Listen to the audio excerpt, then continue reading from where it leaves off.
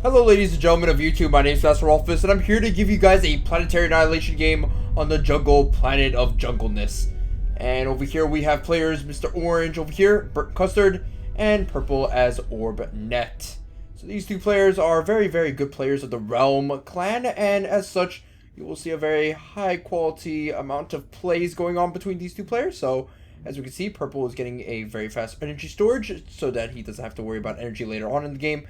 And Mr. Orange over here is going for just the standard mechs, power plant, and mechs build.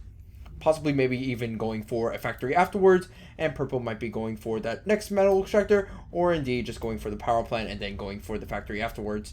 Now, there is another celestial body. There is Smashing, which is a moon. Now, Smashing has only 6 metal spots, which means the only reason why you would ever want to colonize Smashing is to use it for offensive purposes. That's really about it. That's why, hence the name, Smashing.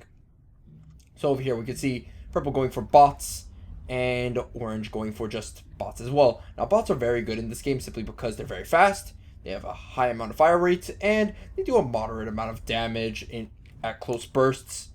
So you really want to use your bots for early engagements because they're able to kite away at small groups of ants, and also they can just become a nuisance when you're raiding and harassing your opponent. So really they're the go-to units at the start of the game.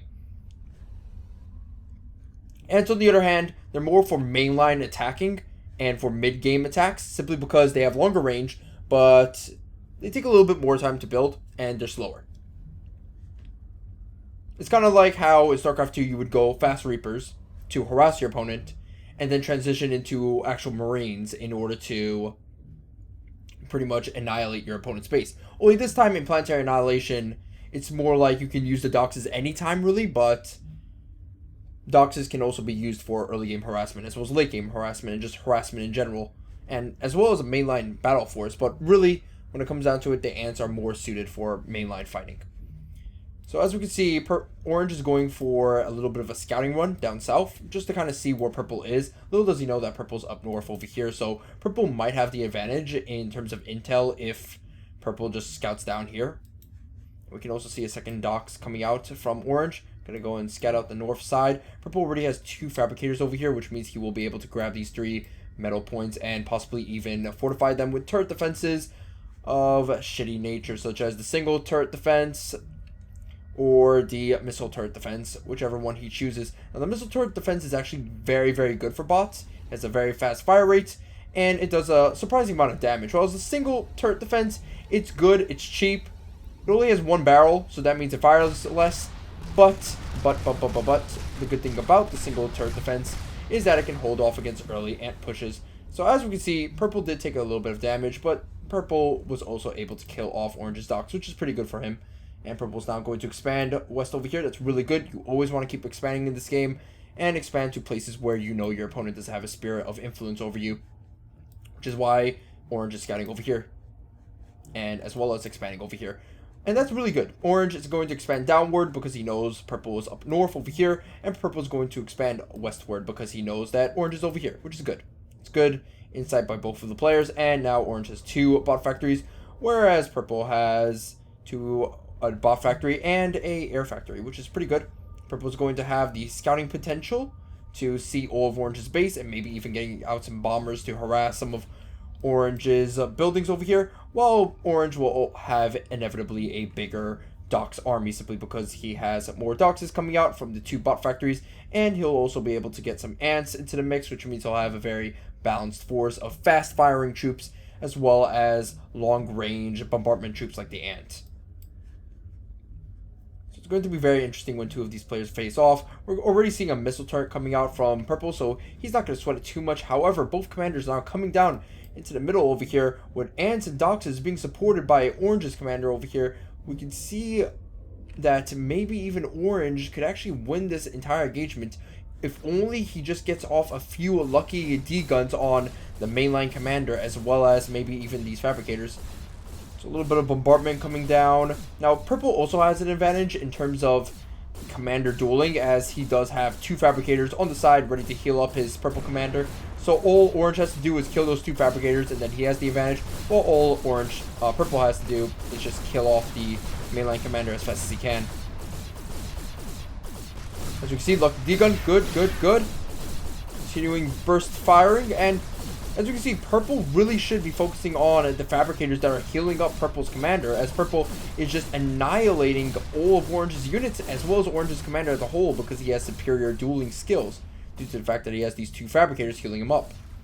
Orange has a superior army, but orange's superior army isn't focusing on the fabricators, and because it's not focusing on the fabricators, then obviously bad things are going to happen, as purple could just heal up all the damages that he's taking. You also see a single defense turret being put down, which is basically there just to kind of kill off these ants, which is pretty good. The scout planes are going to go by just to scout out and maybe do a little bit of harassment. Now, what purple really needs to do is switch focus and kind of just focus on healing up this commander as fast as he can, because right now he needs to heal up this commander so that he can survive this D-gun attack. Good. Orange as well has brought up two fabricators, which is very, very good, and orange is actually going for a little bit of a harassment against this mech point over here, as well as maybe the single missile turret. I mean, laser turret. Apologize for that. But it's going to be thwarted because the commander went back, as well as the single tower defense was able to annihilate these doxes and ants. So we can see right now 3 vehicle factories coming down from purple. We can also see that he's expanding westward even more so by getting down a few of these mech points, which is pretty good for him. Right now, if I'd have to see, or if I have to guess which one has the better eco, I'd have to say it's a little bit even in some cases. Orange has a ton of mexes and some power plants and turret defenses over here, whereas purple also has some. And purple actually had an advantage in mexes from the get-go, as well as having these mexes over here. So, obviously, purple does have an advantage, but he could very easily lose these mex points, as you can see. So, it's not too much of a permanent advantage, more of a slip and slide, so to speak. 1 second he could be falling down the slide and skidding on his skin and then ripping off his back hair, while the other time he could be surfing down giant waves of water. It's definitely sort of a tricky situation that both players are in eco-wise. Right now, however, orange is definitely in position to overtake all of purple's armed forces, simply because he has more factories, he has more bot factories, more vehicle factories. Purple is now getting a lot of more vehicle factories, but he doesn't really have the dox production to really compete with purple. I mean, compete with orange.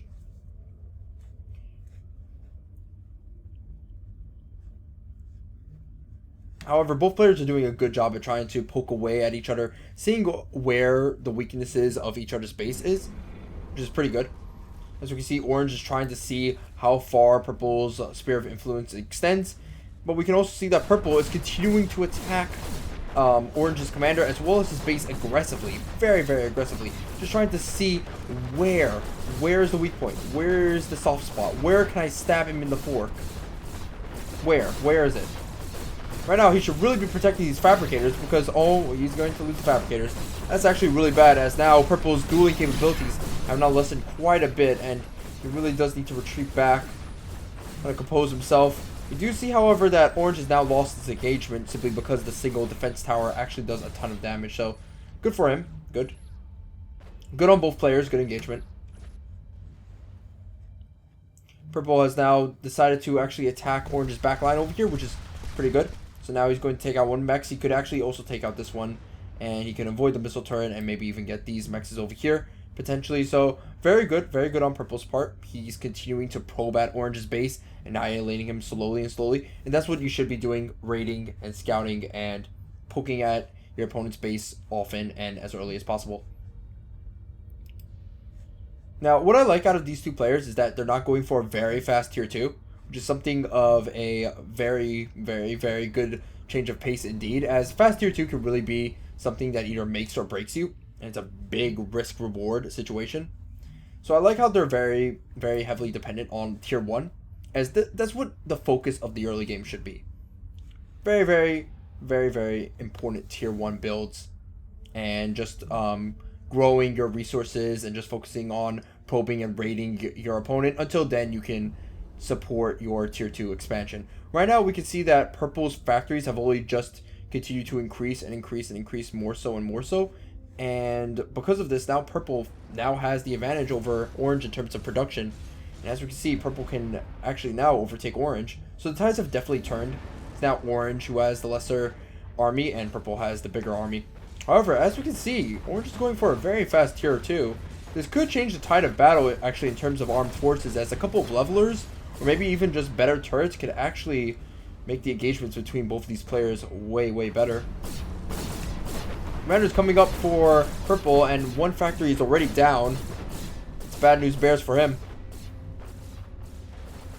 Orange cannot afford to lose so many units against purple's rampaging force of ants, and right now he's going to lose another factory. Is there another factory being built to replace it? No, there isn't. So orange is going to suffer greatly indeed.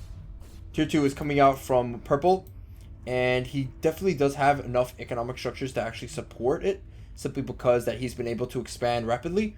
And orange, although he's been expanding and he's been doing a marvelous job at that, he's also been losing mexes and losing factories and losing buildings, and hasn't been replacing them that much.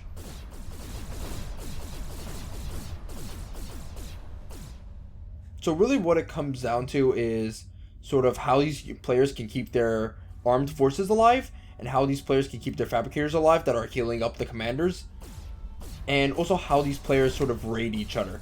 Like, if purple goes around the backside of orange with a few forces and just hits this spot over here, orange is pretty much dead. Whereas if orange goes around and hits one side of purple that's undefended, then purple's dead. However, purple's pretty much got him covered due to the fact that, one, he has a lot of units scattering around this entire region, and also because he has radar all over this place, which is pretty good. Orange has actually been contained. Like, he's actually been contained. And that's actually the scary part. And as we can see, orange has left the game. GG. Good game to Mr. OrbNet over here, the orbiest person in the planet. He definitely won due to the fact that he was able to contain orange. He was able to continue expanding. He was able to probe at orange and continue hitting him at the soft spots with the fork and the dull spoon. And he just won a lot of dueling engagements with his commander, actually. So, marvelous job to both of these players. And thank you guys for watching. I'll see you guys next time. Bye-bye. Ho ho! I lied, gentlemen. Ha ha ha ha! You thought it was over. No, it's not. No, it's not fucking over at all. Oh shit. Okay, so I tricked you guys, and I did so, and it was amazing. So you didn't miss much. I'm just an asshole. Anyway, so purple's right now again raiding the backside of orange's base, annihilating his power plants, factories, everything. Not replacing it. Not replacing it at all, and that's what orange should be doing. I think what orange now needs to do is actually retreat his commander back to these mexes over here. But as we can see, even that place is a very, very hostile place indeed. Because although he has missile turrets defending these outlying regions, 2 bot factories are being produced by purple that are slowly withering down these base defenses and withering down orange's base quite a bit. So orange really has nowhere to go. He's been contained.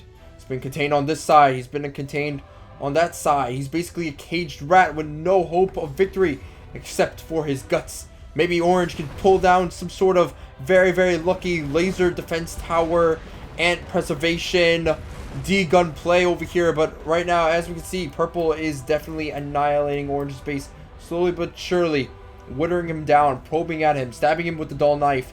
See that purple is going for the bomber play, trying to see if he can kill off what he can. So far, laser tower is being weakened up quite a bit. Orange and purple is actually going for 2, count it, 2 fucking tier 2 vehicle factories. In fact, actually, no, 1 advanced vehicle factory and 1 advanced bot factory. So as we can see, both players are, well, not both players, but this player is doing very well at teching up. So he's going to be able to get levelers probably pretty soon. And I would get levelers. I wouldn't get fabricators simply because there's no point. Oh, that's a bummer. Most of the tower shots were firing at the salvaged particles, not the actual units. So this could be a very slow death by bombers, or this could be a death by ants and levelers. Right now, I think purple has enough forces to really just annihilate orange right now. It's hard to say. It's really hard to say. Purple's done a fantastic job also of pretty much annihilating orange's outlying bases. And I think purple's also done a good job at scouting and intel. And I think this guy really has it in the bag, really. He knows how to scout, he knows how to raid, he knows how to pretty much probe your opponent and stab him with dull spoons over and over and over again until he dies. And he took his sweet ass time. He didn't do any all-in plays. He didn't sort of put all of his eggs in a basket. Early on he did, but then he was able to kind of switch over and do a methodical, you know, death by 1,000 knives play, and that's pretty good. And he also knew the correct time to actually get tier 2. And the correct time would be when you know you're ahead, when you know you have an advantage, and then you exploit that advantage. You don't just grab the advantage. You have to know you have the advantage and then use it and mold it and stuff like that. It's like kind of treating a woman. You don't grab a woman and then rip her arms apart and do what you want. No, you need to listen, I don't know. I've been single for the past like 42 years, but you need to not rip off people's arms. That's what I'll tell you, that much. Yeah, I don't know why purple just won't go in right now. He loves the methodical play. He just likes to just tear apart orange limb from limb right now. It's a little bit grueling. Poor orange. Though it does showcase how far of a range levelers have. It just proves the point that levelers and ants are just not good for rating purposes. But really, the early game is dominated by doxes, and then it switches over to ants. But as I said beforehand, doxes are pretty good against ants in close range skirmishes, and for rating as a whole, and for just really fast play. And we're seeing a rematch being pulled out by Mr. OrbNet over here, so we're going to see a rematch. We're going to see part 2 of this game. It'll be pretty good. Pretty good indeed for you guys. For me, this was actually a very enjoyable game. It beats seeing the 50-minute orbital play. And this is another thing doxes are good at. When you're running away, you cannot run away from doxes. You run away from ants, not doxes. Okay, now for real, I'll see you guys next time. Thank you guys for watching. If you liked the video, please like it. Subscribe for more Planetary Annihilation footage. I'll see you guys next time. Bye-bye.